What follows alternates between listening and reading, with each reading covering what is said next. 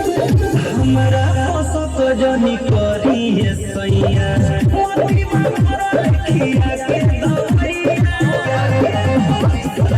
भाभी भाभी के बोलाई के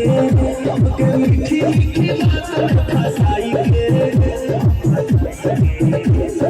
नीमो रहे जो बनवा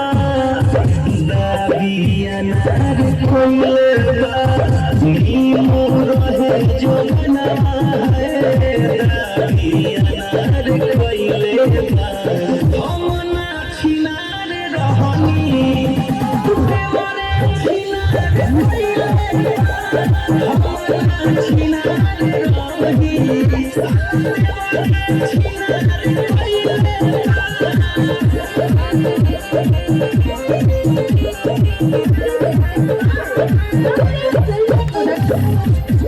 Thank you.